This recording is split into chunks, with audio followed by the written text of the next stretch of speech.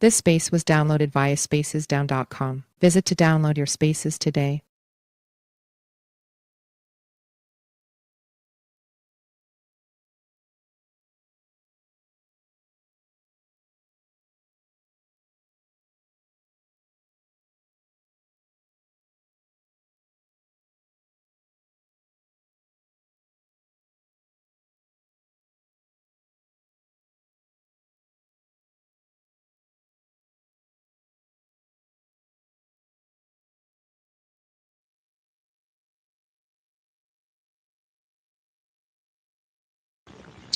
Good evening and welcome.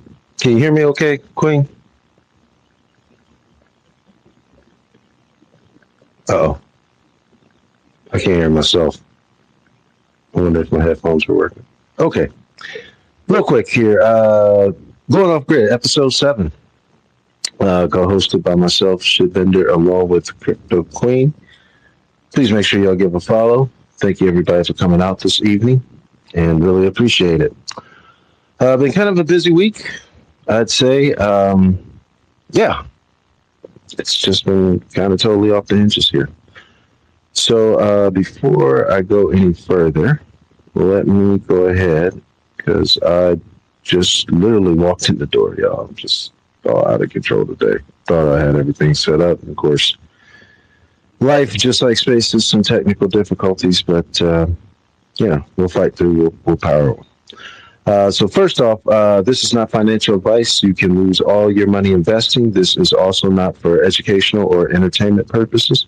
I nor anyone that is speaking is a financial, political, legal, medical, betting, or any type of expert advisor. These are our thoughts and opinions on different topics only. This is also being recorded for future rebroadcasts and clips on other platforms. Thank you.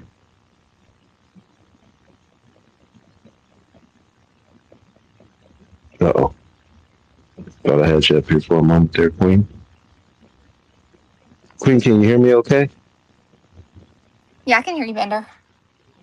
Oh, okay. My headphones are working. I thought I was talking to myself. How did he sound?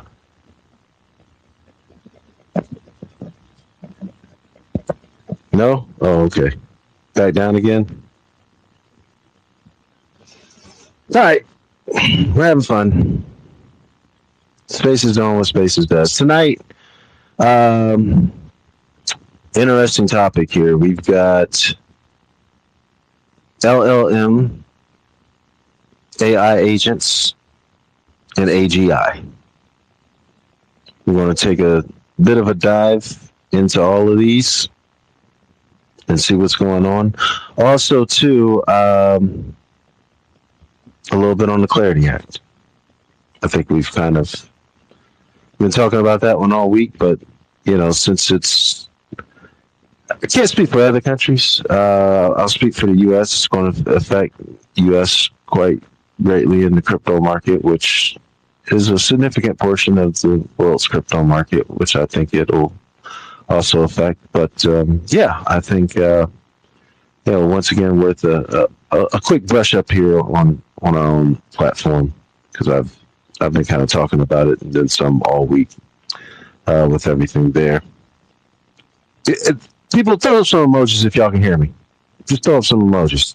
I don't see anybody else up here hosting or speaking with me, but if you can hear me, throw up some emojis.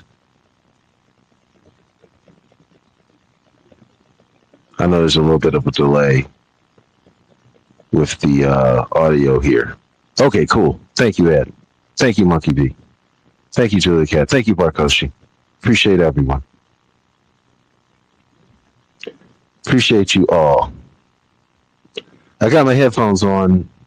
I was recommended to get some gamer headphones, and the gamer headphones, I can't hear myself talking. It's really strange.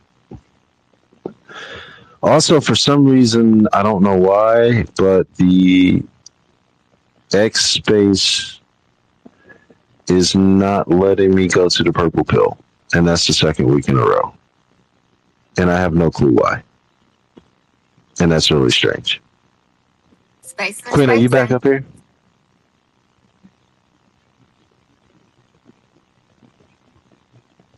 Quinn, can you hear me? Uh-oh. Oh, yeah, I might be doing this one on my own tonight. You know what? I can do it.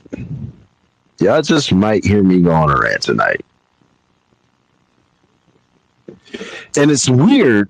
And thank you for the quote tweet here, Barkoshi. It's weird. When I go to somebody else's quote tweet, I can go down and put stuff in the replies. I see you waving there. Is it just me? Can y'all put stuff down in the replies in the purple pill? So spam everything if y'all can put something in there. Yeah, let's retweet this thing. Hey, Bender, I can't do it. I just.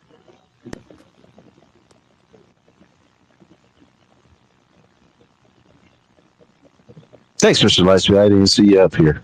No. Okay, I don't know what's going on, y'all. I don't even know how to turn that off or on. I've never had it off. It's weird. Moving on. I'll retweet again some of the basics. This is amazing. Quinn, can you hear me?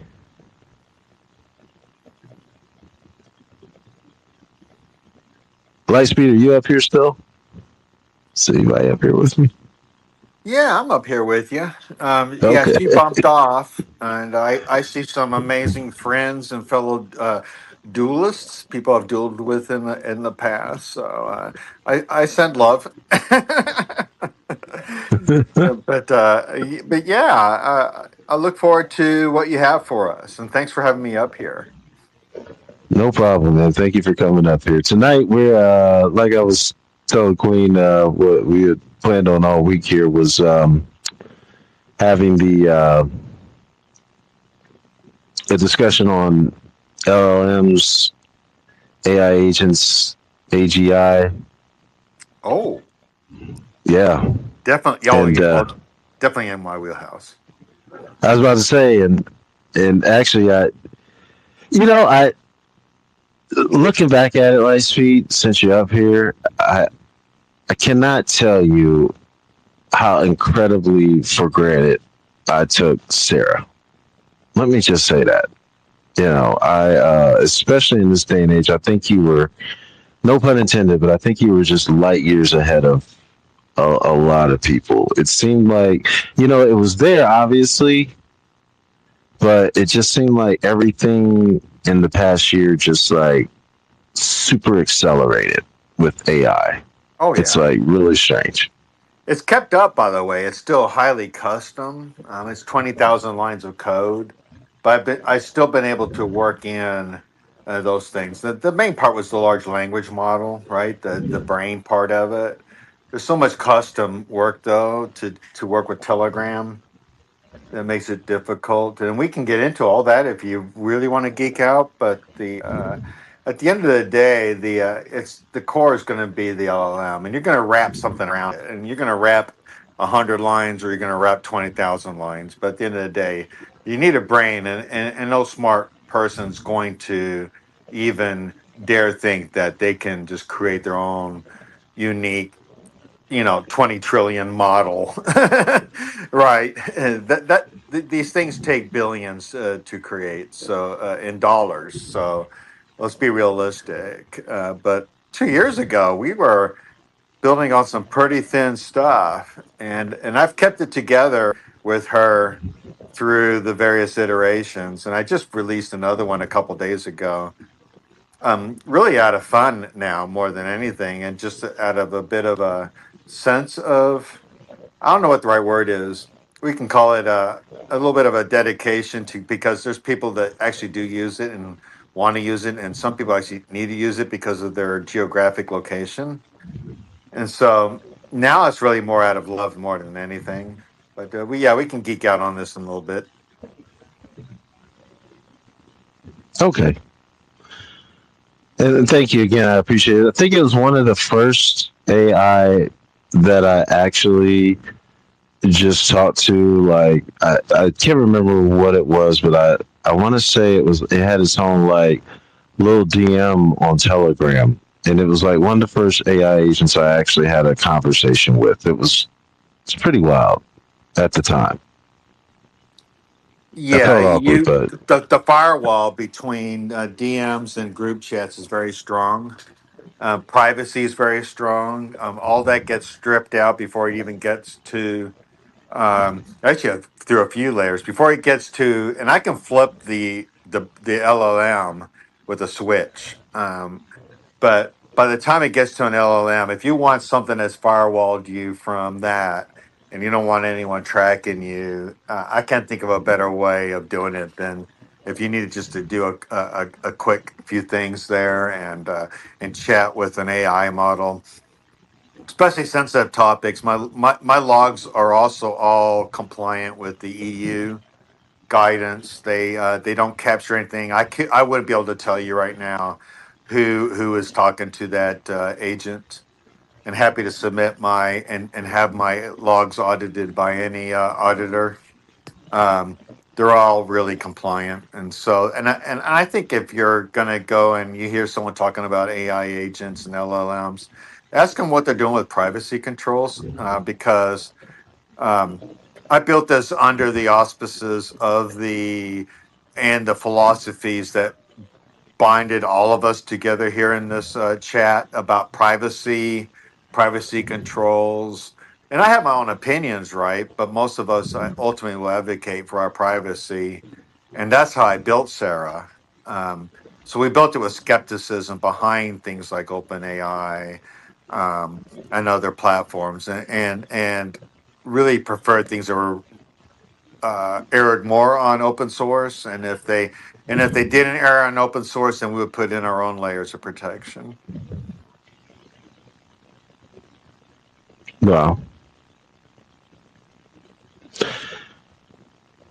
Well, I tell you what, and I appreciate everybody chiming in here on the space tech support. Apparently, you can go if you go on the page. If you go on my Twitter and go through the space, you can actually leave comments. So I did put it down there, and then I retweeted what I had up there in terms of what I asked Grok, the kind of differences between LLMs, AI, and AI agents. So let me first start off with that one.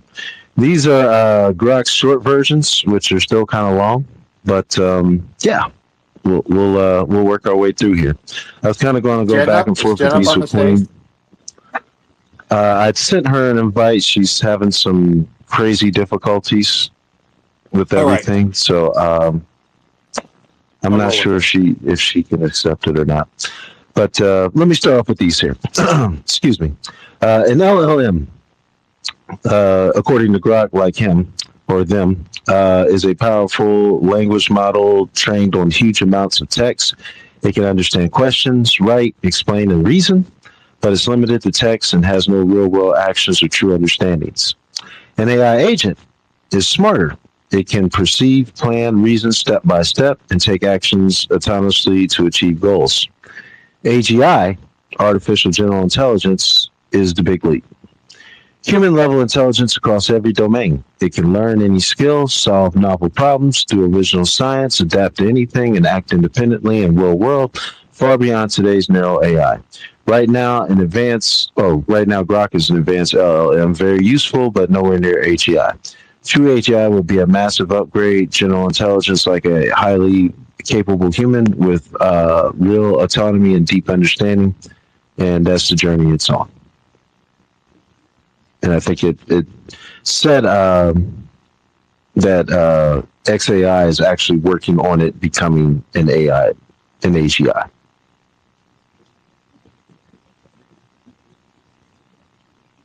Queen, go ahead. Let's see if you can speak. No? Okay. She's out again. Wow, y'all. This space is crazy. Lightspeed, are you still up here? Okay, I thought I saw him go back up and down.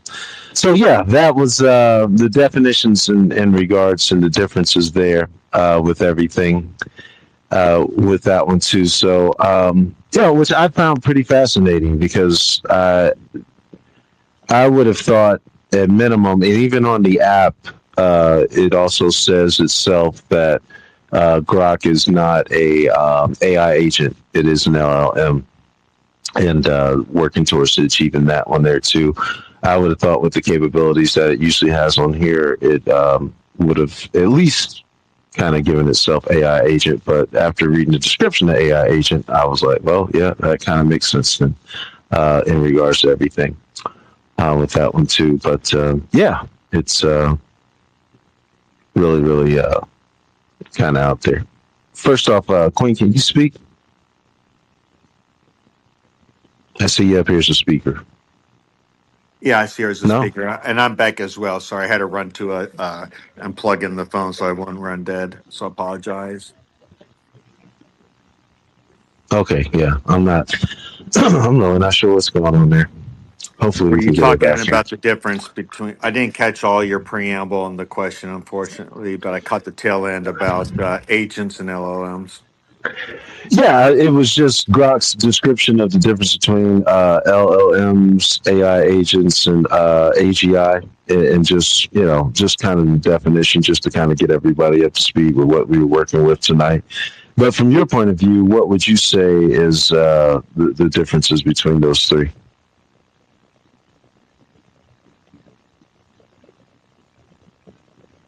Oh, are you still there? Yeah, this is an easy. This is actually an easy question now these days, as opposed to in the past. Because LLMs can actually enable an agent quite easily, but they're not by themselves. And so, for those who are brand new to this, what takes an LLM from being just a large language model is allowing its and I'm trying to break this down to very human like terms so it's easy to understand is allowing us decision making and advising capabilities and turning it into an action of some sort, right?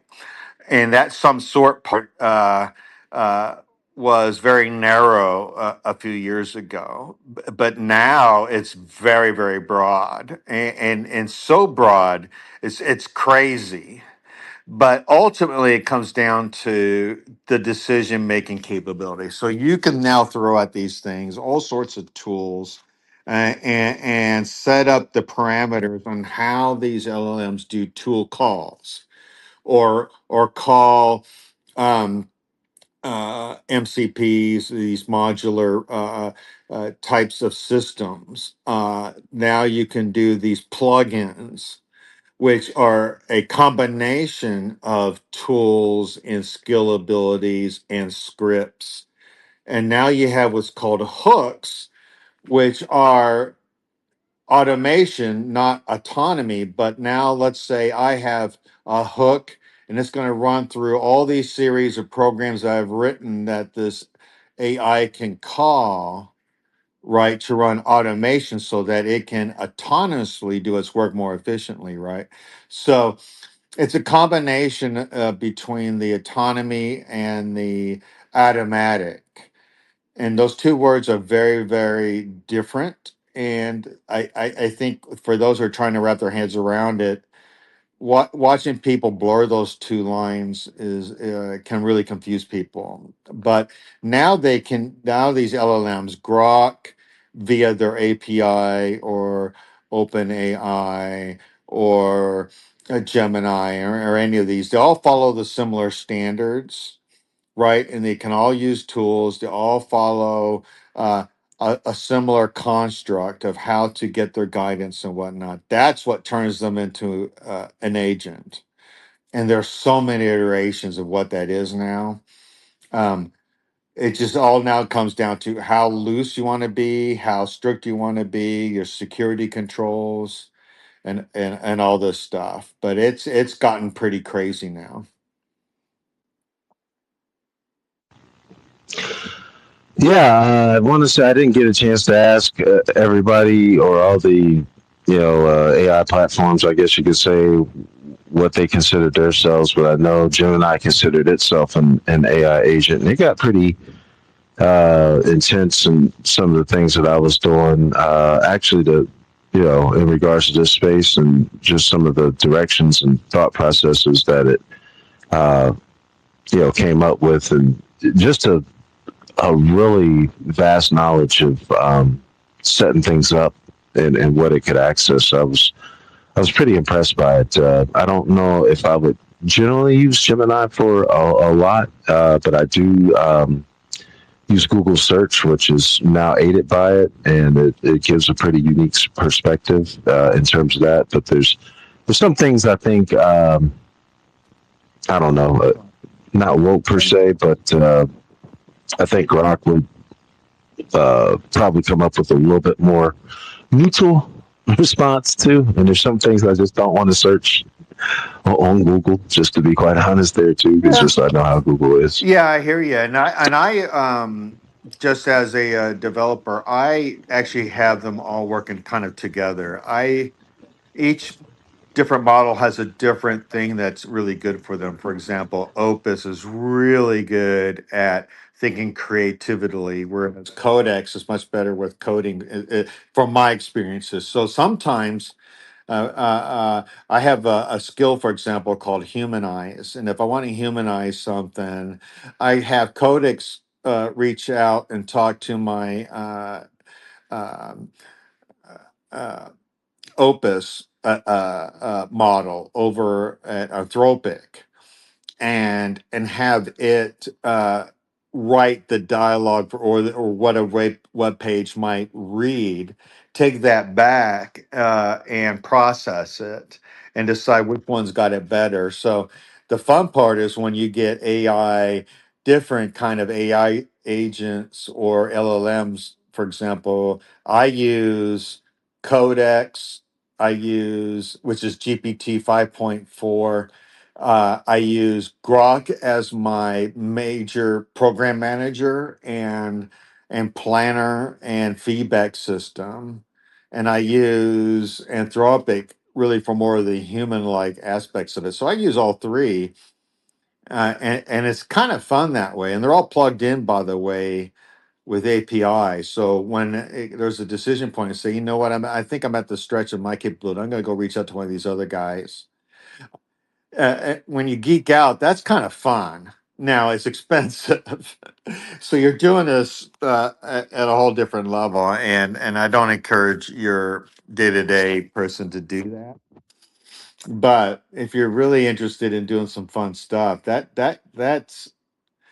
can come up with some pretty interesting results. I'm actually experimenting with it right now on some website development, for example. Wow, that sounds pretty cool.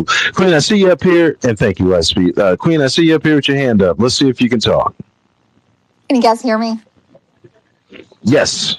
Yes, finally. I don't know. I was not on Wi Fi, and so it was giving me all kinds of trouble. But yeah, I was trying to do some research and just learn for myself the difference in LLMs and AGIs and all this stuff. And it's pretty, I don't know, it's a little above my pay grade, some of this talk that Mr. Lightspeed knows. He's really in depth with all this stuff. But like I was thinking, and you guys probably can relate to this because we're all old. But you remember Doogie Howser back in like the 80s, 90s, late 80s, early 90s? You remember him? No, I'm not that old. Bender. Yes, you do. You remember No, him. All right, so Doogie I'm Howser familiar. was I didn't like watch it, but this. I'm familiar with it. Yeah, so he was like a savant. You know, he was like intelligent from a super early age, you know, graduated college at like, I don't know, 14, graduated medical school and residency by 16 and was a practicing surgeon, but he was not socially advanced at all. You know, he was pretty awkward. A lot of the series involved his, you know, dating mishaps and all kinds of stuff like that. So I think of LLMs like Doogie Howser, like they're super smart, but they don't have that real world experience to be able to like reason and problem solve and set goals for things. And so AGI is like the more advanced Doogie Howser that grew up and has that real world experience. Mr. Lightspeed, would you say that's kind of an analogy? In terms of the people who Uh, are building this stuff, No, there's just definitely just like as a platform. there's some polymaths behind this, and there's some truth to it. But and I find that in all the tech work that I have done, I do come across some pretty just quite normal people, to be quite honest, and they may be pretty way out there and pretty wacko on some things because it takes some incredulous ingenuity and insanity to make some of this stuff happen. That just comes with genius, right? Not But the platform developers, but like the platform itself. Like if you thought of Grok as like being Doogie Howser and AGI they as being oh, Doogie I got Howser you. that grew up. It feels like that. There's still a long way to go. I think they are trying to allow you to tailor personality, right? Like mine is set to be very pragmatic. I don't want all the fluff. Some people are, if you, depending on your personality and how you receive feedback, you may want it to be a little bit more explanatory. Some students actually like to see them actually being quite a verbose and explain how they did things so they can learn it themselves. So it just the better. If it was an iteration ago of like say 2 months ago, I definitely would agree with you. Um, but the current models here are going to make it, and especially the next one coming out, even.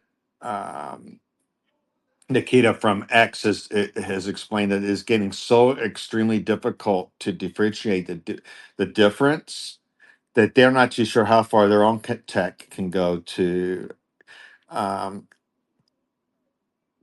detecting and mitigating bot systems and AIs, right, that are impersonating human beings. So we're in a crazy time here. I think that's where you're Yeah, Bender, going. there's so many topics.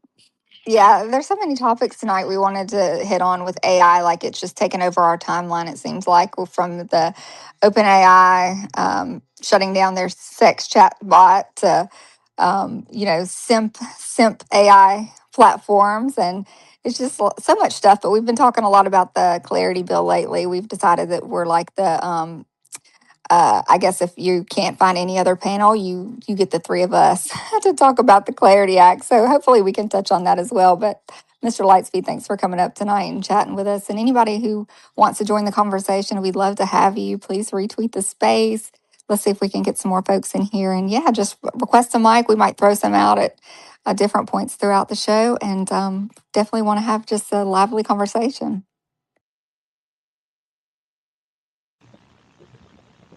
Okay, Queen, and thank you again, and thank you also, Mr. Lightspeed. I didn't know what was going on, so I didn't know if throwing you the co-host was maybe getting you kicked off. So I just threw that back at you just in case. Real quick here, just to before I go into that next portion of it here, just a couple of shout outs. Thank everybody for coming in tonight. Lightspeed, Pulse Digital, I see in the room. Crypto Nick, great to see you. As well as Ed, Death Wish Crypto. Let's see here. That's 2% ETH Denver. Love the name. Appreciate you coming through. 8-Bit Crypto. Thank you for coming through as well. Let's see here. We got Gabby, Amber, Savage Monkey, actually. Appreciate you. Rugrat, Monkey B, Dosey, Julie the Cat. Also, thank you, Barkoshi. My guy, Calvin J, Cal.Shiv. Speaking of that, before I forget here, I was kind of, I had so many difficulties coming up with everybody in the space there at the beginning. I do want to take a moment to give a moment of thought, a moment of my strength and my prayers out to hopefully a lot of you know who I'm talking about, but an account on here that goes by the name of Oshi. I believe he's based in Japan, but he revealed on X earlier this week that he had some cancer issues and was facing some long roads ahead in terms of hopefully recovering. And I just that guy, I've talked to him probably for a couple of years straight now, and I don't know. It's been a while. I'll put it that way. It might be longer, but at any rate, just especially being a part of the Tutti Frutti project and So many people in my family personally that have been affected by cancer, that I directly have seen their lives get retransformed and that type of thing there too. And I just wanted to make sure I acknowledge him. I know he doesn't even speak English, but my thoughts and strength and prayers go out to him in his recovery. And he had indicated he didn't have a lot of people to go to in his side of the world. And I just saw, a bunch of people actually come together for him and just let him know that he's got some family he can depend on here. And I just thought that was a beautiful moment. So, if y'all get a moment, just, keep everybody in your prayers. Obviously, there's so many that get affected, within our lives with cancer and that kind of thing. And, it's just something I just wanted to acknowledge here tonight. Let me see here. Like I said, I kind of had this, I don't know, different programmed in my mind at one point, Queen. But I'm gonna skip through, since you weren't up here on the panel. I'm gonna skip through it, some of the other stuff I was going to talk about here. But I did want to kind of go into the cusp of it, which is AGI itself. Apparently, no one has really kind of achieved this yet. And you had brought up that analogy here, and I actually was over the weekend when I was talking to Grok about this. I kind of came up with an analogy myself in regards to the LLM and the AGI, or the AI agent, I should say, are kind of like, brain functions, and then like AGI is like mind. So I asked Grok, in terms of differences between brain and mind, and came up with a pretty unique perspective. It said the brain is a physical organ in your skull, neurons, tissue, measurable by scans and surgery. It processes signals, controls the body. The mind is intangible, thoughts, feelings, consciousness, you experiencing life, subjective, not weighable. Key differences: brain hardware, biology; mind software, experience, what it feels like. They're linked. The mind emerges from the brain activity, but philosophy still debates exactly how hard problems are. Brain gets damaged, mind changes, yet your thoughts feel more than just nuance. Short version: brain is the machine, mind is the ghost in the machine. In regards to that, it actually did go on to say it didn't think in theory that AGI itself would ever be able to fully get to the point where it could mimic a mind. Like, and if it did, like, it would be like, it was just basically saying, like, watch out, if it kind of can achieve that. But it said it'll get, in theory, really, really close to what the mind can do. And then I also saw a tweet, actually about a week or two ago, where it was talking about your thoughts actually move at the speed of light. So imagine AI being able to process everything on the planet and then also moving at the speed of light while doing so. And I think that's where AI companies get so excited about the possibilities of what AGI come into. So I didn't know if that might have helped out in terms of your Doogie Howser analogy or not, Queen. Yeah, that's pretty good. That makes sense, really. It does. I have to break it down into like super simple terms because all the technical the tech talk is kind of it's confusing, especially when you're not into the AI models themselves. I mean, of course, we all use ChatGPT and Grok and stuff for our proofreading and just simple ideas. But as far as like getting in there and using it to code or help organize your life, that's a little more advanced than I'm capable of right now. I would say it's a means to the end. What you're talking about, speed of light and all these things. This is all compute and the massive amount of power it takes to just simply think is just so massively complex and powerful. Because right now it simulates it, right? It simulates thinking. Very good at doing things. But at the very beginning of this conversation, I talked about tools and using tools. Even we do that, right? We make tools and use these tools, but AGI goes beyond that. It if I create a script or a hook or a skill to teach in AGI, which we have to do with the very smartest right now. I have to create a skill to teach it or guide it how to do things. At AGI levels, it won't need that skill. It won't need my plugin. It won't need my hook. It won't need my tool call.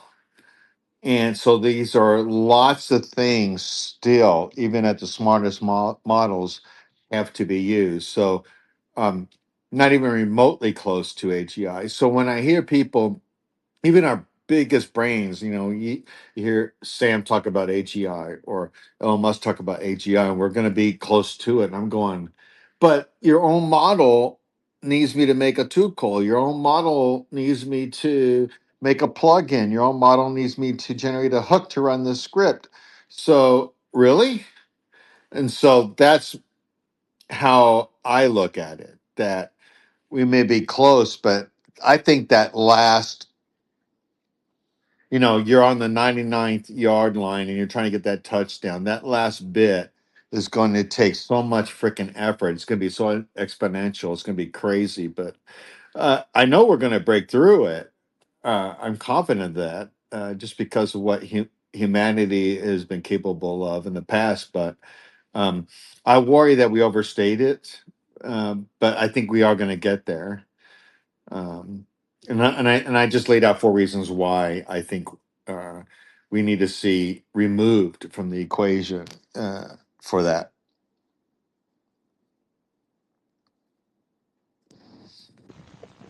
Go ahead, Quinn.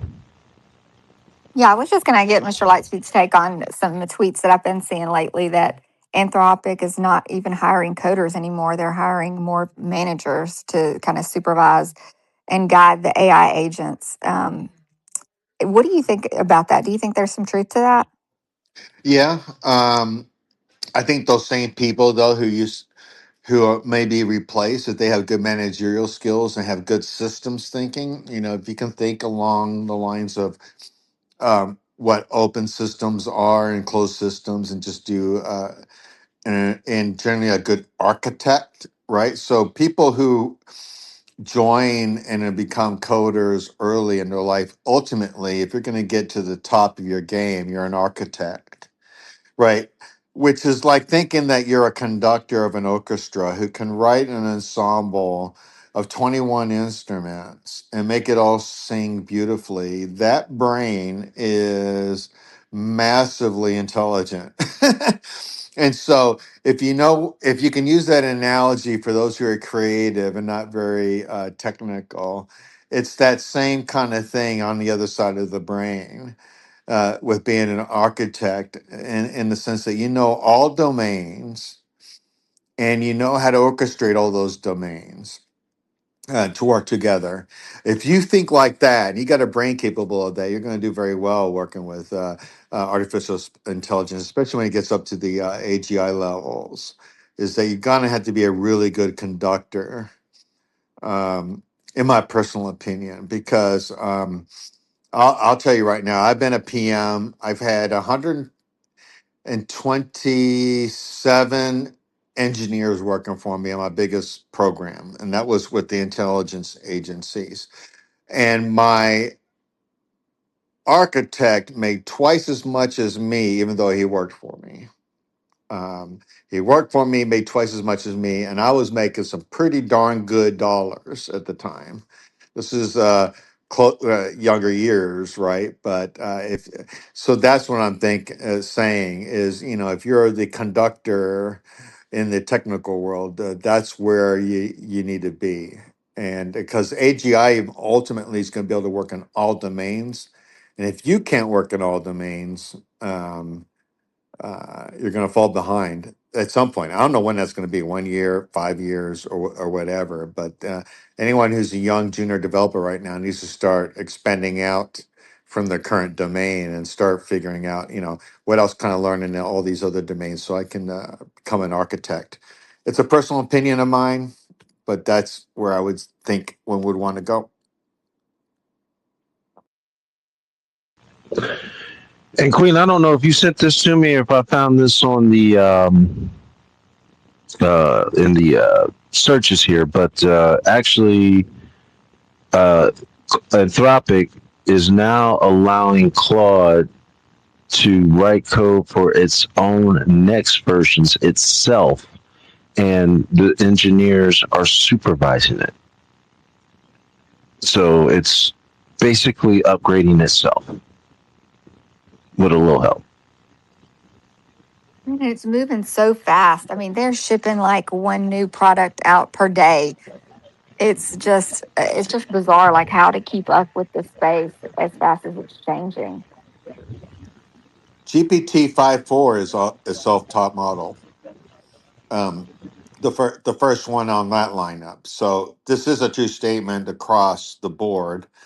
It'll be the same over in the Grok lane and everything else. That everything from here on out is going to be an AI guided advance, which means it now becomes, because the only way you're going to go up these logarithmic curves, these exponential curves, is you have to move forward exponentially. And so this was the only solution. So now we're going to see self-taught AI, which already happens, by the way. Everything that I have is in a self-taught loop so that it improves itself. It's more expensive to go through that, but in the long haul, it becomes cheaper if you're willing to pay up front to stop everything you're doing, revamp the lesson learned, implement the lesson learned, and then continue. Um, it's expensive up front. It will save you money if you are very, very long ranged thinking, and it's painful, but um, that's exactly what we're seeing right now. So Jen, yeah, Jen got it right there. Thank you, Lightspeed, and I appreciate your thoughts and everybody coming up here with this. Again, going off grid, episode 7. I think we just went off the deep end here. Apologies again, once again, for the technical difficulties here at the beginning of the space, but I'm trying to keep an open mind here to AI, y'all. Actually, I don't mind AI. I'll talk a little bit about that later as to why I might have a few issues personally with it. But in the meantime, we got Gabby up here. I see you with your hand up. Thank you for taking a moment for coming up here and going off the grid. Feel free. I know you have a lot of thoughts in regards to AI. It won't be a ton. I do believe it needs oversight, but I wanted to piggyback off of something that Mr. Lightspeed said. The person who's the architect or who can speak the language, not necessarily always do the work, but has the ability to manage. There are jobs out here, and they're starting to pop up very often, and some without a whole lot of credentials being asked for, because I don't know if they're not seeing people who are really certified in AI, but as program manager jobs. So, and it leaves, I would think somebody with experience, definitely. So being in Web3, but definitely having your certification really does help. So I feel like, and Mr. Lightspeed, correct me if I'm wrong, it's, that person that can not necessarily do the work, but able to project manage or be a program manager, where they're actually speaking to that third party entity and the internal organization sources. Is that more what you're talking about? Yeah, I'm a certified PMP, by the way. I've recerted for my 4th time. Um, on a interesting note, Coinbase asked for a PM that actually had PMP certifications, and I couldn't resist. I applied. I applied yesterday, and then they closed the job description right after I applied, and I was like, going, "Oh God, please," because that's always a good sign. And so I'm waiting, but PMP certification, ITIL certification, Skilled Agilist certification, all these things lead to being an architect, and they're about domain knowledge. Exactly that, Gabby, is very, very important for someone who's trying to work these things at a high level. You just got to be really both technically adept, but very comfortable working in all the domains. Um, and some of those domains are going to be quite a challenge for some people. that's why for those who are creative minded, I always like to use that orchestra, right? Uh, when I go on, when I was very curious when I was doing my dissertation work, I would talk to conductors and I'd be like, "What instruments do you have the hardest time trying to envision in your head when you're trying to write the score?" um it's that kind of thing, that kind of mentality. It doesn't on the other side of your brain. It's going to be it's really a systems on systems kind of thinking that in You that. know, as a civilization, what I see that's really happening is that our communication is leveling up.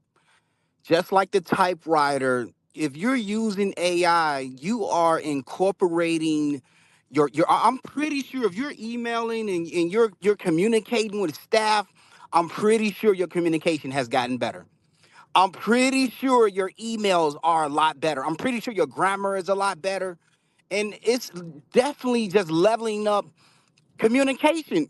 That's one of the biggest money losers in corporations and enterprises is the communication was never there. But now that even in the company that I'm working for, I'm seeing communication blossoming. Not remember when we was all starting out and we used to ask those couples, "Well, how you been together for so long?" They was like communication, and we was like, "I communicate every day. I talk every day." We was like, "I just don't understand what that means." But once you really understand the power of communication and what needs to be communicated, you can move extremely fast. And that's what I'm seeing. I'm seeing communication leveling up the way that the typewriter helped us, the way that the first computer helped us in communication. Yeah, I can definitely see that. And thank you for coming up here, Rugrat. Gabby, I see you with your hand up. If you want to have to follow up, please go. Yeah, so that's a really good thing to see, and for organizations that really don't know what that looks like, because sometimes you want somebody who's internal, and it's not always your IT person that you need because you need them to do most of the work. But then, like you said, Mr. Lightspeed, to have that PMP, or some even don't require the PMP if you've been in that organization or been in that industry for a very long time. So, in essence, and I'm not going to lie to you, I looked at a program manager and project manager AI position that was recently posted, and I also applied.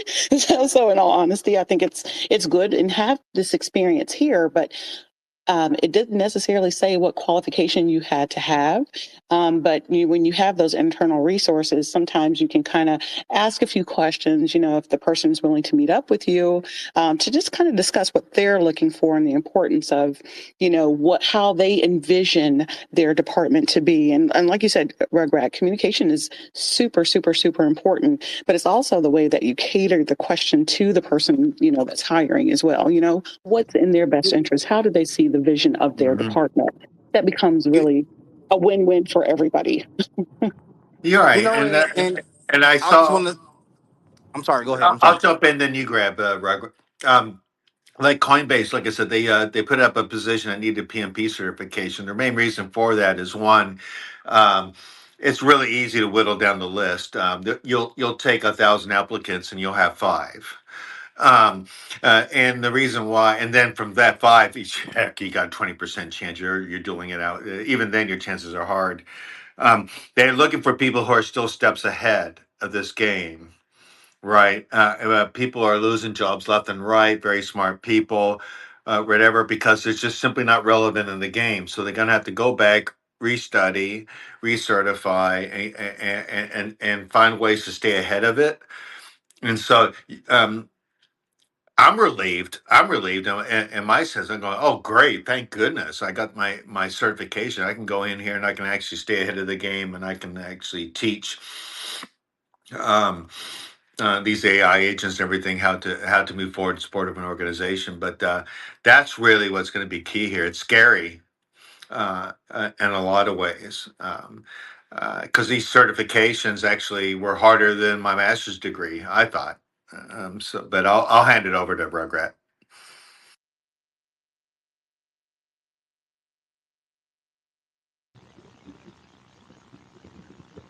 Rugrat, you there? Let's do a quick to check here because I've had some technical difficulties. Queen, are you up here? Yeah, I'm up here. Oh, okay. Did you have any thoughts before I go to Gabby? Yeah, I just wanted to say something before This space was downloaded via spacesdown.com. Visit to download your spaces today. Rugrats spoke. What Mr. Lightspeed mentioned, I did want to ask, because a lot of people have maybe in the organization where you're applying, but I would say not Coinbase, but in the organization where you're applying, where they are learning AI and they're getting their feet wet, how, putting that kind of information into your resume, yes, can be a good thing, but it can also be looked at as something like, whoa, this person is way too advanced and we're not ready for that quite yet. So, it can be very, I don't know, depending on the company that you work for, depending on where you're applying, it can be a slippery slope sometimes to post that kind of stuff because sometimes I feel like you look like more of a threat than you do a help, because it's like, And wow, you this are person. you are absolutely on point. And you know what? A lot of people will not even follow that gut instinct. You will work yourself out of a good position because you're moving too fast. I personally have become very resourceful and skillful in using AI agents in a way that it helps me do my job better. Again, I believe it's all about telling the story. I think that if you're using AI in a way to build your business, to build an audience, you got to learn along the way and you got to be able to articulate what you're doing, how you're doing it. I mean, that's what transparency is. And I think sometimes we get, people using AI because they're so lazy. They never really wanted to do the work. They never really wanted, what's the easiest route? What's the moment it gets hard, outside of using AI, they want to give up. But I really think it's about learning how to use it and to convey your story and knowing how to read the room. If you know that you're dealing with, a team that's not sure about AI, and you got to pick up on those cues. But at the same time, never show your full hand. At the same time, you're providing a service, not to show them how you know how to do everything. You think they know how to, you think I tell them what I'm doing and how I'm doing it? Hell no. But at the same time, my deliverables the quality is top notch. I think it's all about knowing how to deliver, how to communicate, how to be authentic too. But yeah, use it as a tool, but don't work yourself out of a position. I do. Yeah. I was waiting for that one because that's actually my selling point. But it's because where I think you and I were in different uh, scales of the spectrum in job spectrum, right? So, because where I'm at, and just to kind of flip it, right?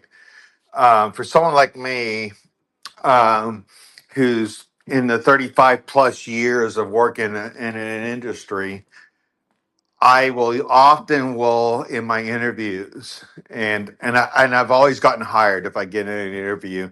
I get hired, and I never apply for a job. By the way, I never apply for a job. I will use my network, and I will reach out. This is back in the contracting days. Is that what can I do to work myself out of a job and set up my subordinate to be the next leader?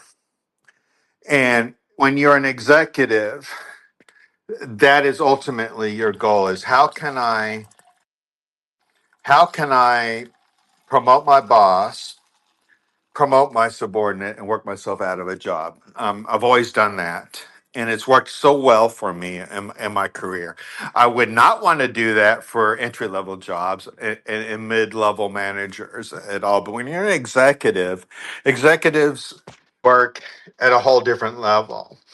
Right. If I can work myself out of a job, chances are I'm either out of a job or my boss, the CEO, I'll use an example, BAE Systems. I worked myself out of a job as the CEO, COO of one of the sub companies and then became the CEO because we're able to streamline and save costs and money because the most expensive job you want to work out is an executive position, right? And so it flips things upside down, and you go, well. why would executives want to work with themselves out of a job? Yeah, it is crazy, but for those that are willing to think creatively on that to at the benefit of the organization, there are rewards there. And if not, they're going to find you a job somewhere else. And that's always been my case. I know there are ruthless organizations in different places. To say that, so you got to read the room. You got to read the room. So just be careful there. But I've done the opposite. And actually, I have worked myself out of quite a few jobs. But the organization was so big that they said, okay, he's working himself out of his job. He's taken a subordinate, got him promoted. We're going to move him over here to this other uh, division, right? Because the organization's so big.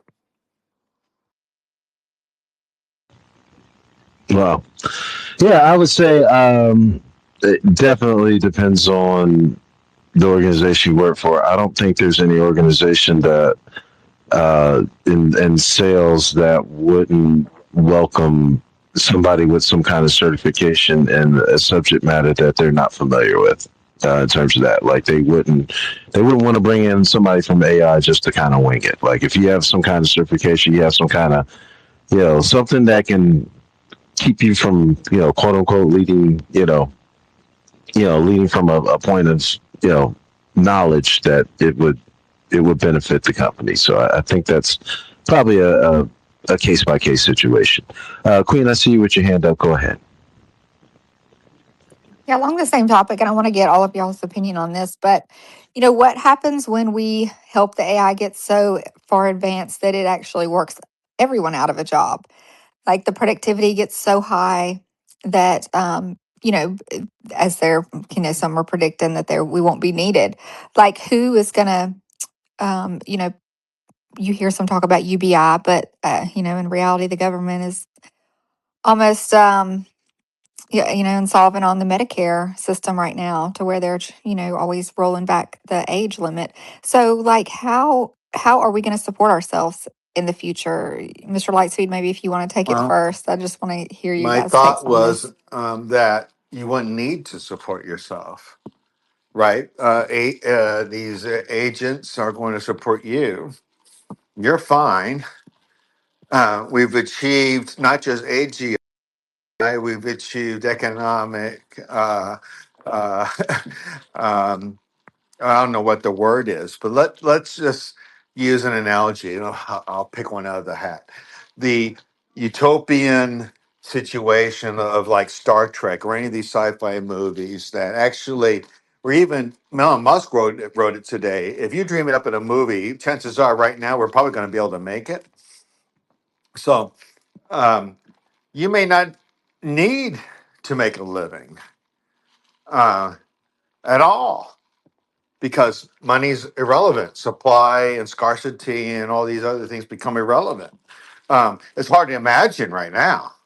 It's hard to imagine 10 years from now. But I see what people dream when they write these novels, and I go, um, people actually writing their tech and their science to try to achieve what these people are dreaming. And I'm going, okay, I'm all for that. So maybe that's the thing. But between now and then, that's the pain point. That's exactly what you're talking about, Jen. And people are going to have to definitely adapt quickly. My brother, we were at the dinner table. Holy shit, did we go at it? Oh man, it took a couple of weeks for us to simmer down on that one because he's a doctor and he's a really good doctor. And I told him the very first doctor that's going to go out of business is the radiologist with AI. Holy shit. Did I see? Boy, did I run into that one. And his wife, my sister-in-law, is a nurse with a master's degree in what she does. So she's top of the line what she does as a nurse. He's top of the line what he is as a surgeon. And wow, did we have a family dispute at the dinner table over Thanksgiving on that one statement? I dropped a bomb. But I believe it. I think your radiologist is the first one that's going to go as a doctor, and we're going to see people resist the advance of AI to preserve their identities. And then we got into identity politics. We got into the fact that he spent the last 30 years as a surgeon. He's known as, you know, uh, Mr. Johnson, renowned ophthalmologist, eye surgeon, and all this other stuff. He can fix a freaking, shrapnel that's blown into someone's eyeball. I appreciate you. Thank you very much. But your whole life and your whole identity is that. And you're trying to protect that. Me, on the other hand, have gone through 4 or 5 careers throughout my military career because I've had to adapt with changing technology, the change of world dynamics, diplomacy. I've gone through 5 careers. And so my identity has never been my profession. So the bottom line was if your whole identity is your profession and the profession is you, you're going to be in a real world of hurt. And I saw that in those two, and they conceded the point. So that's going to be where the push and the pull is going to be on those who are trying to protect those people's jobs. I think that's a valid argument to do as well. Is not to let it go so fast that we can't adapt. Thank you. Gabby, I'd like to hear your thoughts on this. Yeah, so kind of my thought was that, eventually you won't have to work, but there was and I do watch a lot of YouTube, so I'll put this disclaimer out of a young lady. Not that I'm biased towards any country. I do believe we do not have a horrible country, but it is horribly expensive. So there was a young lady by the name of Elise Lightyear that actually moved from America, over to China. And she did it in 2019 as an educator. And so, and she lives on $30,000 a year. She lives in uptown, downtown China. She also has a stipend for her living expense. Now, mind you, she's an educator, so there's perks that come with that. And she doesn't work 40 hours a week. She feels happy. She can ride her bike. Now, again, this is what we see. We don't know what really goes on, behind the scenes, but this video had 1.9 million views. And I want to say, I don't know if it was MSNBC. I don't know who it was that actually, and I can repost it. And I just wanted to, she said she feels happy, she feels safe, and very comfortable, So what we hear about other countries, sometimes we have to make our own judgment, whether or not you go there, whether or not you, hear from other people's stories, because I'm thinking to myself, $30,000 a year. And she had mentioned in 2019, she was in her, I guess, 20s then, because she's 35 now. And she was just saying she felt like a 50-year-old woman being in the United States, living in New York. And she said she just didn't like the hustle and bustle. She didn't like it. So now she's riding her bike. She's enjoying life. And again, not to say that one country is better than another, but why do we have to be so horribly expensive? Now, then you could go back and say that's probably greed. It's the way that we're based. But I can't say that do we need the salaries that we have? Of course we do. Here in the United States, we do. But if things were a little bit more cost effective and you didn't have to work 40 hours a week, you could possibly move us to a system that, UBI, UHI, that might not be as bad as what we think it is. It's what we're told versus what we see. And I have a problem with that because I've never been to China. I've never been there. And, and I think she's in Chenzhou, I think. And another young lady I watch is, and I'll make this long story short, she's in Shanghai, and all she wanted to do was go in for a visit. She went into a beautiful hospital. She's a world traveler. Her name is Mary J. Bynum. And she loves China. She lives there. She travels all around the world. But again, it's through somebody else's perception. We have to go there and kind of see ourselves. But she's in Shanghai and just wanted to get medical care and gave the cost and the breakdown of the cost. I mean, for $100, you can get a lot of things done. I'm not going to say everything's done correct or right, but to see someone happy makes me happy. I have to say that, to say the least. So I think at some point we may not have to work, because if you look at the way that Elise Lightyear is working, she doesn't work 40 hours a week. She's a teacher. She gets a stipend. And matter of fact, she doesn't own her apartment. She lives in an apartment. However, she is saving for a home in another country. So it's like people say, well, you will own nothing and be happy. Maybe in certain countries, but where can you effectively move your money to make it work for you if you really want a home? So I like seeing other people's perspectives because it's not what we're taught. We have to sometimes have the experience for ourselves, because people will tell us anything and we'll believe it. Crypto Twitter goes crazy, on certain information. It could be verifiably false, and we take it as gospel. So it's unfortunate, but I do believe there are better days ahead. Thank you, Gabby. I'm gonna save mine for last. I was going to say we should have brought Crypto Marxist online for him to have his opportunity. As much as I vehemently disagree with everything the guy says, you just set him up so grand, and I would have loved to have seen that one to spar it up. But you know what? He's always been a kind guy to me. We have cussed each other out, but that's the first thing I thought about when I heard you speak, Gabby. And I was like, going, "Oh man, I wish I'd seen that."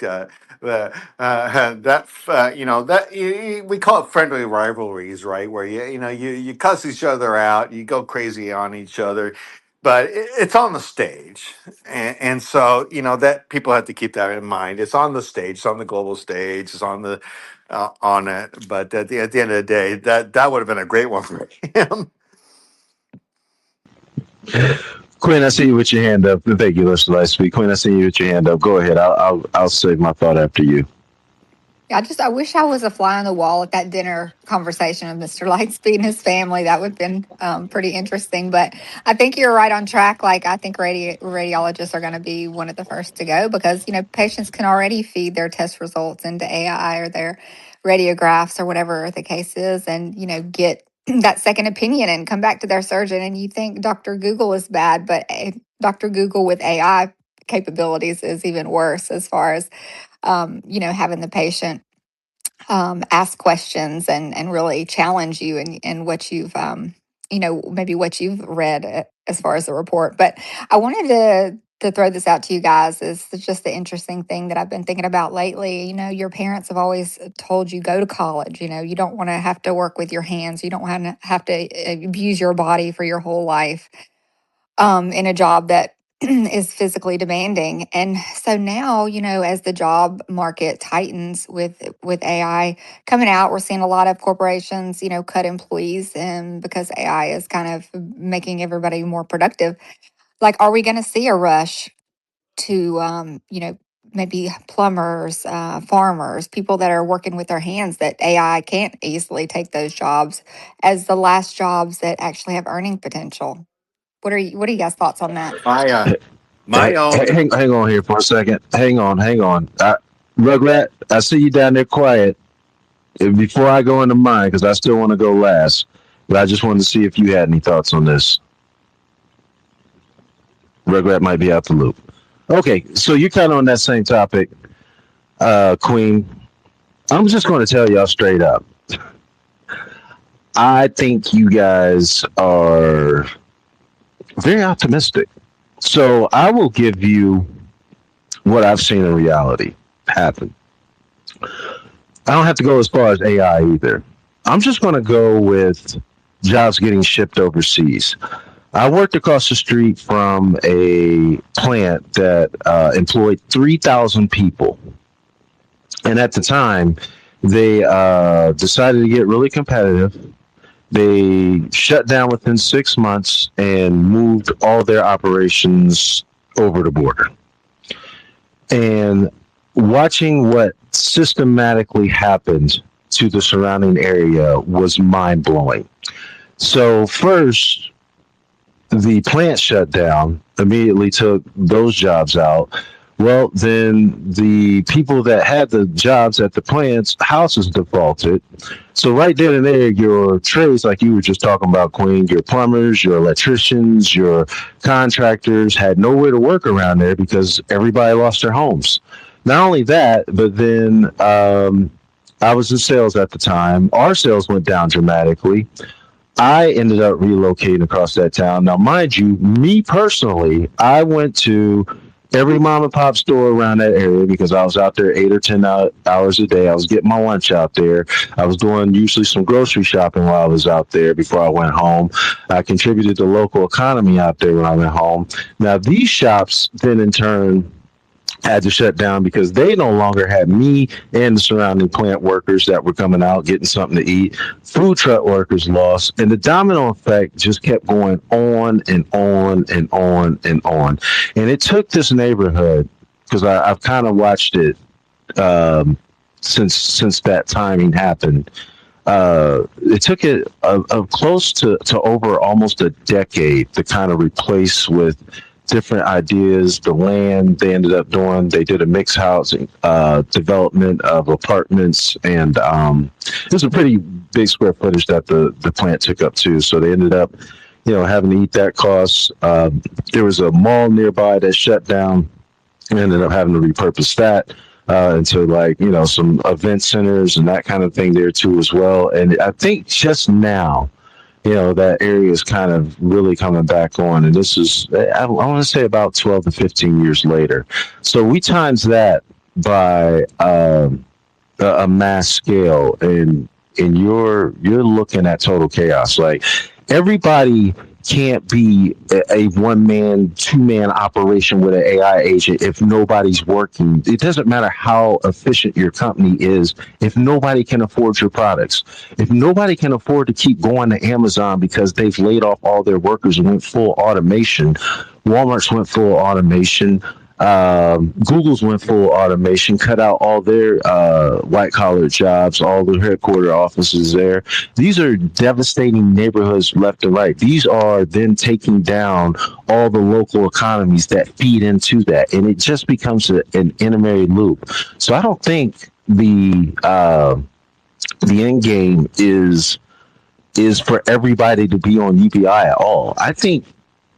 I'm just going to say it. I think the end game is depopulation. Like the robots, the AI will be catering to a few, not 8 billion people in regards to that. That's what I think is ultimately being set up for. Now we'll see what the future holds, but there's no way that all these major corporations can expect to be making money off of everybody with no jobs. You cannot, like, you're a stockholder. How are you going to sustain?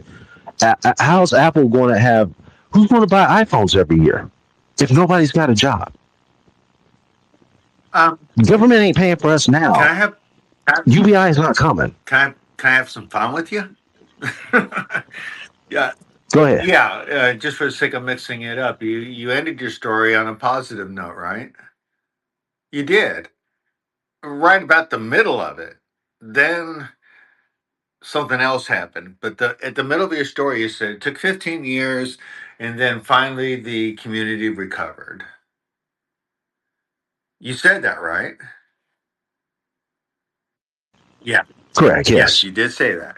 So therein lies the most important statement you made, in my opinion. So I understand it was painful, but 15 years later, that community recovered. I see the hand, Jen, but I'm having some fun. It's a little, it's a little academic, but bear with me about human ingenuity and its ability to overcome and rebuild from the most um, painful circumstances in life: hurricanes, earthquakes, having your whole community dismantled because jobs have left. I understand what it's like in West Virginia to see my whole mining towns collapse.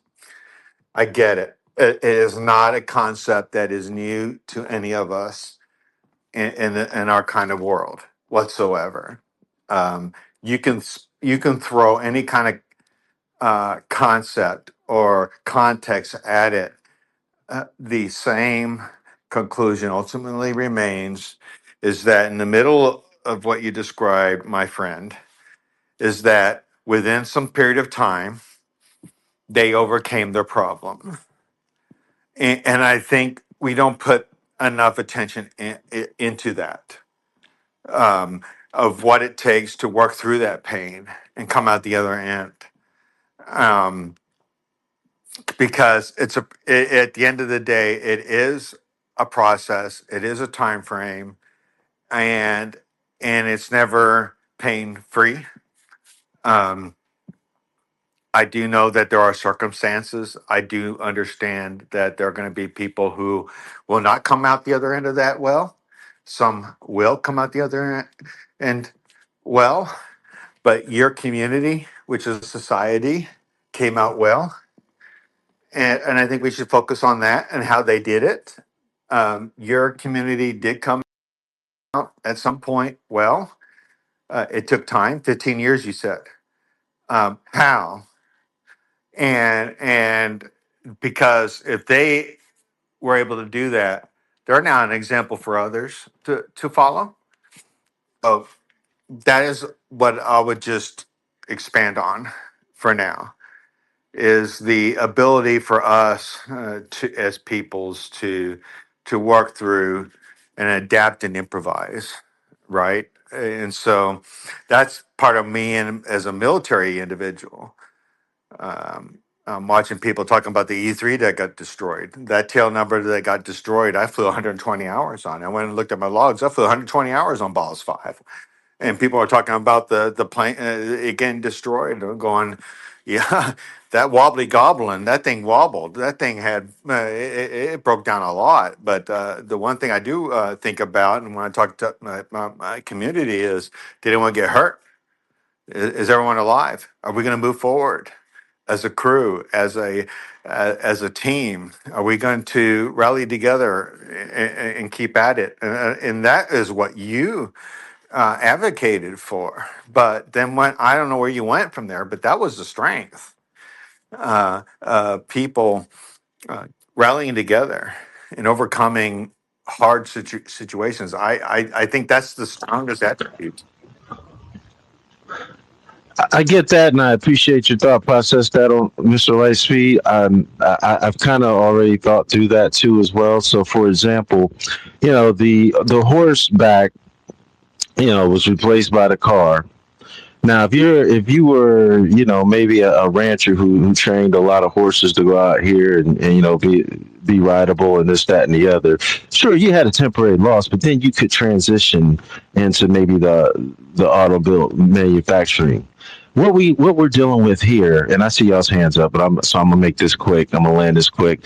But what we're dealing with here is not innovation spurring innovation. We're not upgrading manufacturing. We are literally taking existing infrastructure and just outing people with AI and robotics and keeping that same structure.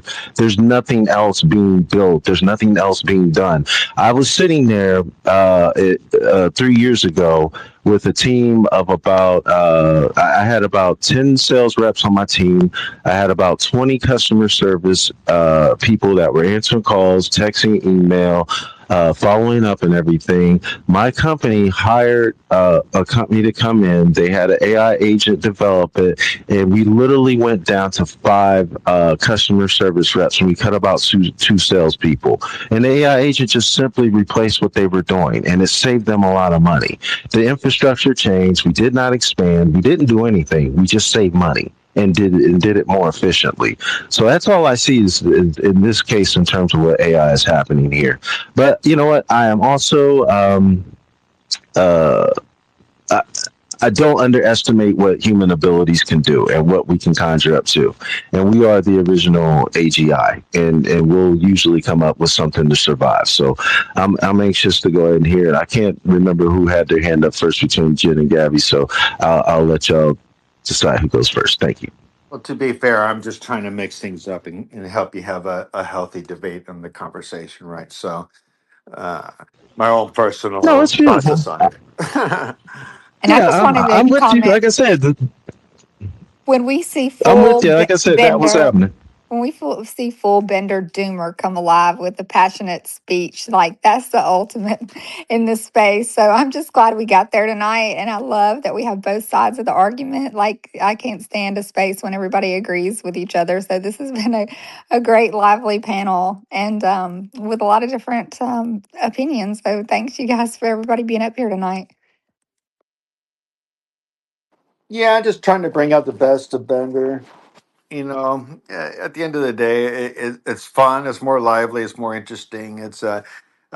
People don't tune out as much, and so if I can stir the pot a little bit, I'm glad finally people caught on to that because holy cold Toledo, people were like killing me earlier. I just, I could be in a padded room and argue with myself all day long, just so people could understand that, right? I sometimes I just hate myself, so it's kind of like, so, I love you, my friend. I love you very much. You're just a great at it, and thank you for having me here today. No, and I thank you too as well. And I do keep I keep an open mind to everything. I'll give you a clear cut example here in a moment. But go ahead, Gabby. I see you. Yeah, all I wanted to say is what did resonate with me is, the ability to be resilient, right? Make a way out of no way. Some people know how to do that. I've been doing it for years and years and years. But isn't that not why we're here in Web3? We always talk about if you have a project in Web3, you have been through the trenches, you have been through the war, have been cut to pieces and brought back to life again. You know what the experience is like. So if you can weather that kind of storm, you're right, you can survive. I mean, even with, I have to speak on the Shiba Sequoia forest. It has not been perfect, but if we can weather the storm and stay the course, resilience means something. I mean, you have the stick to itiveness to be able to succeed. It's not going to always be perfect. Like you said, Mr. Lightspeed, there's some people who are not going to come out on the better end of this. And that very well could happen. But I did want to say, isn't that what we're here to do? I would say, in my personal opinion, bring down the prices. Why do prices have to be so high? Is it our greed? Bring down those prices. And I had something here to bring down the prices. Learn to barter. Create something that somebody would want to use. And are we not here for crypto being our own bank? We're not holding anybody's money. We're here to share with each other and anybody who wants to come into the space, right? Because money is a tool and we don't have to necessarily use dollars. We already know that doesn't work. So we have the ability to use a different alternative and we're being taken seriously. So, I mean, there's a lot of things, great things here, but do we need massive amounts of salaries to live? I mean, could we survive off of 30,000? Could we survive off of 10 if we learned how to work within the means and the new structure of money that we have? I say bring down prices, learn how to barter, and create something that someone will be able to use that they see valuable. So, and I think that's what we're all trying to do. It's not easy. It's a tough road. It can be bittersweet. It can also be really bitter sometimes, or it can be really sweet, So I'll just land a plane there and say, what is that not why we're here in the Web3 space is to create something different, something new before all the rules and regulations come in. I don't know. And please understand, it's all engagement farming. I don't think it's moving nearly as fast as we see on X. But a lot of it is engagement farming. They want you to buy, buy, buy. Go get the Mac Mini. Oh, how many of y'all went and bought the Mac Mini to use OpenClaw? Then they pushed that really hard for about a month. Boy, Apple made some sales, and now these people That's are true. sitting on these Mac Minis going, "What the fuck am I using this thing for now?" So it's kind of like, Right. yeah, yeah, don't chase fads, but I hear you though. There's some good use for it, but a lot actually. And Mr. Gabby, It just Lightspeed. amazes me how fast we can move now. I mean, this is what I did, you all. I created an that. See, here's the thing. I move so fast. I'm in different industries. I'm a network engineer, so it doesn't really matter what industry I'm in. But sometimes I'm in very unique environments where I just don't understand or can't connect all of it right away.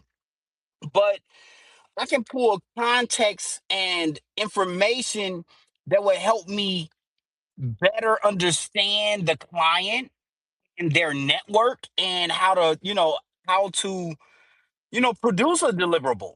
But man, it really helps us move so much faster with minimal resources, y'all. How many Mac Minis do you have stacked up? Never, you know what? I never bought a Mac Mini. I've been using my regular MacBook Pro that I've had for the last 2-3 years, and I don't upgrade technology like that. I really don't. But if I see a need, okay, I will. But I'm not here to be. And that's the thing, you all. Like, you can really get caught up into the trend rather than your bottom line. What really matters to your business, your ability to accumulate customers. Like, you can get so caught up into the mess, you'll find yourself spending hundreds of thousands before you even get your first customer. And so you just gotta really know what you're doing. I'm just trying to turn this into a friendly thing here between pals. As much as sometimes I agree with you and disagree with you, I just got to have some fun with you at times, and I'm glad you treat me the same way. I appreciate your answer. As far as I imagine you, I think of this network engineer. He's sitting in his high tech office and he has a stack of like 7 Mac Minis on top of each other, and he just lied to me. So he kind of like, I want to stick with that image. I want to stick with that image, but I appreciate you very much. You know what? You know what? Yep. I appreciate you too, because through your spite and your will, you got both of them. We see the good and the bad that come from Mr. Lightspeed. But man, I totally agree with you. So, a lot of the times I agree with you, and sometimes I don't. I think that it's all about just sharing, people's perspectives. And your perspective is going to be completely different from those, compared to what you do. Like you just said, as an executive, I have met those executives where they are here to build and establish, and they move on. And then you got those that's just, their purpose is there to, rather than getting established and building, it's really to just continue building. But yeah, I've worked with both of them. Hey, can I say, Bender, too, Yeah. just following up on the conversation that Gabby was talking about earlier about, could we live on lower salaries? And, from everything I read about AI, where it's headed in the future, we're going to get so productive and our systems are going to get so productive that things are going to get a lot cheaper.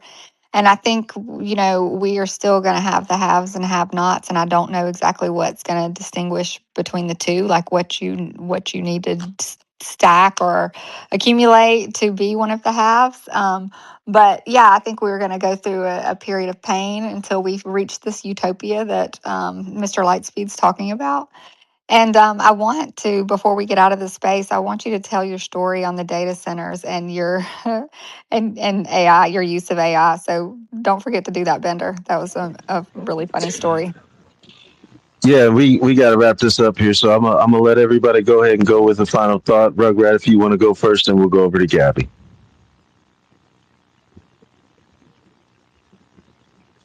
Rugrat, did you have any final thoughts? Okay, Rugrat might be back offline again. Rugrat, we appreciate you coming up here and contributing as always. Gabby, go ahead with your final thought. Oh, this was a great space and great conversation. It's always nice to have, like you, friendly banter with people because we all don't think the same, but it's great to hear different perspectives. It just, brings it to reality that, hey, there's something happening. We know it's happening, and where do we fit in all this madness? So at the end of the day, this is a great space and some great takeaways. So thank you for the space and thank you for having me up. Thank you, and make sure y'all follow Gabby tomorrow night, 6 p.m. Eastern, I believe. Seat at the Table. She has a good series going right, great series actually going right now in terms of financial savings, and I think we'll be talking about some steps towards paying off houses. Of course, not financial advice on here, but she does have some. She has some real life financial advisors on her panel usually that come up to speak. So. There's always some jewels being dropped in there and gems you can pick up and act upon. if so be it. But nonetheless, please check it out. Mr. Lightspeed, any final thoughts? I heard the word data center, and I was curious what people wanted to know or what they were asking about data center because I managed one for the National Geographic, um, the NGA. So that's an intelligence agency. So, what was the question about data centers? Oh, Bender had a story he was telling me yesterday as we were preparing for the space about data centers in his area, and just a funny take on his use of AI. So yeah, maybe his final take could be talking about that. Oh, But but yeah, if we're closing out, I just wanted to say thanks, you guys. I love this debate among friends. If we've got nothing else out mhm. of being in Web3 and in crypto and the communities that we've all been a part of together, we've had some friendships that come out of this. So I think we'll take that with us. And I enjoy you guys' company. And well, thank you for being part of my life. Yeah, and I'm glad that you're part of my life, and all of you are part of my life, and aren't torturing me if I spin things up. But yeah, we'll do the data center another time. I've just my first job out of being in the military was a data center, and that thing was a football field in size. That thing was the biggest air hockey table I ever seen. Once we pulled everything out of it, it was just huge, massive. And I, by the way, I live outside of Washington D.C., um, Ashburn, and Manassas, and everything up the intelligence corridor here. So, if you want to know about data centers, holy cow, we can have a whole different conversation another time on that one. But I just want to tell you all, I hope I see you soon. I follow everybody here. I went and checked, and I'm going, oh my gosh, I actually following and followed by everybody here. So I'm actually preaching to the choir here. So I hope those who are actually reading the recording are actually getting something new because I looked at everybody in here, and you're smart people. I met half of you. I'm looking through here. I've met half of you easily. Um, People I respect very much. I hope I will see you soon up in Toronto again. It would mean the world to me. I meet on Wednesday with the folks at Futurist to have a conversation um, about how we can facilitate me being there and being safe and doing the things that I do. So I'm looking forward to that conversation there to set up all the logistics on that. And I hope I see you there very much. I think if anything that makes those trips mean anything to me, the more than anything, is just to sit down and just look at someone eye to eye. Because wow, does that change things very quickly for some people? They'll be like, "Oh my goodness, thanks for letting me look on your phone. That is some crazy stuff." And I hope I'll see you all there later this year. And because you guys are some amazing people and you got some amazing causes, the things you stand up for, and I appreciate it. And so, yeah, I hope to see you guys soon because this summer's coming pretty quick. Take care, everybody. And thank you once again, Mr. Lightspeed, for coming up. I appreciate you. Everybody on the panel tonight, Rugrat, Gabby, Queen, everybody that's stuck through here, people that have come in and come out to space. Appreciate you all. I'm going to end on this note. AI is not going anywhere. Let's not kid ourselves. It's either adapt or perish in this regard. And I do think on the surface, AI could be a beautiful thing. Big shouts out to Drink too. I see you down there. I didn't recognize the RWA at first, but thank you for showing up, man. Appreciate you coming through, as well as you, Ike Ulafefe. I hope I'm pronouncing that correctly, or close enough. But thank you all for coming in once again. But yeah, so I'm not delusional. Pandora's out the box, like it's here.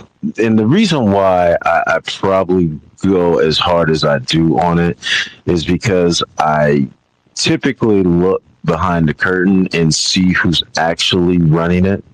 And no matter who the major company is right now, whether you got Anthropic, Google, XAI, I forgot the other one, ChatGTP, they all got military contracts.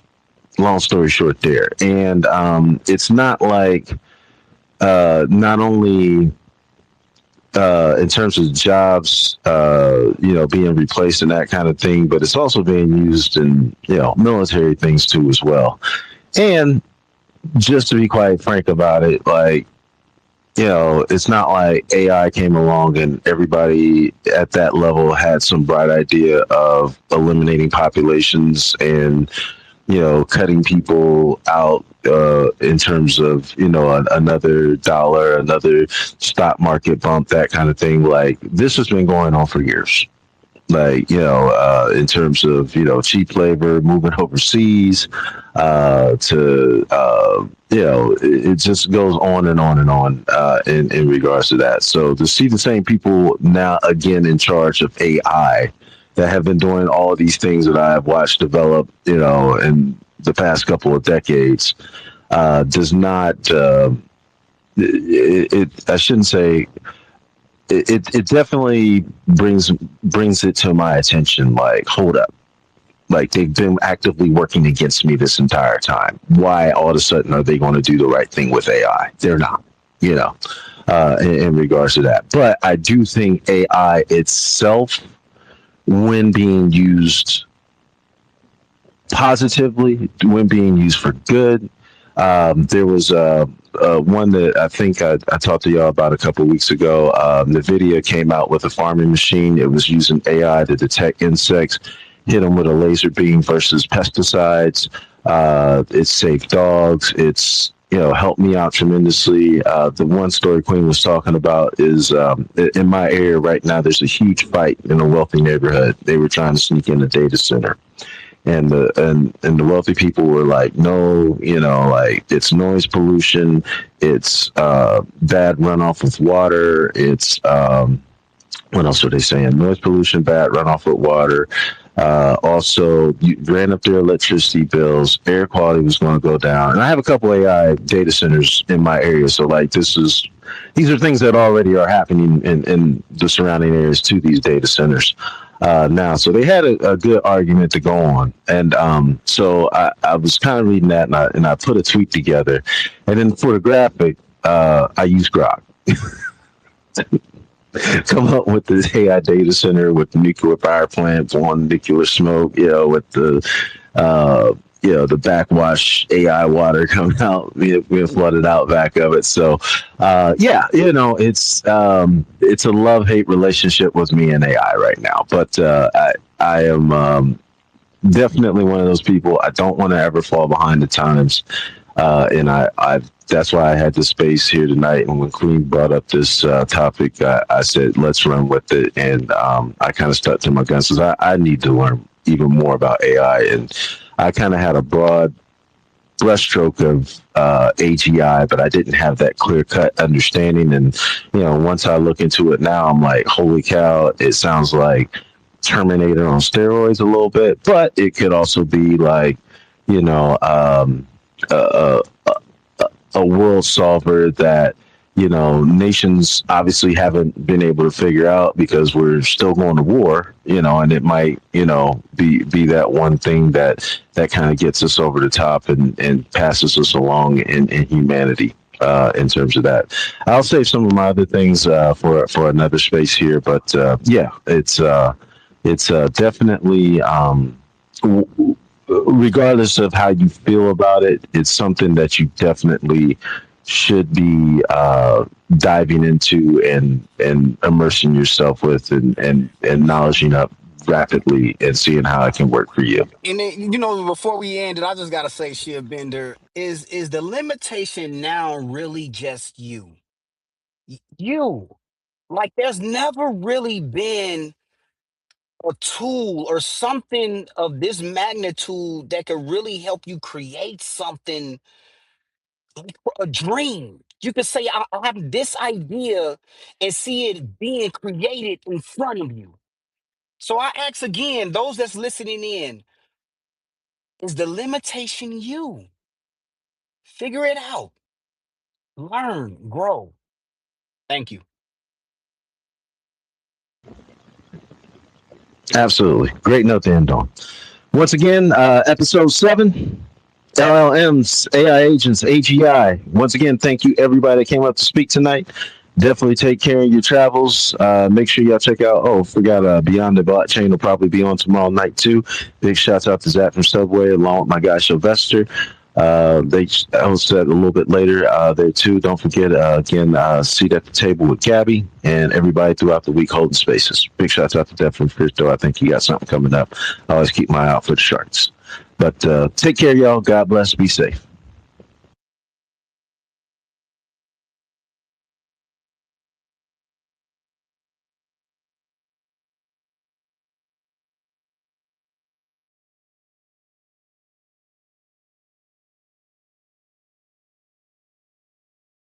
This space was downloaded via spacesdown.com. Visit to download your spaces today.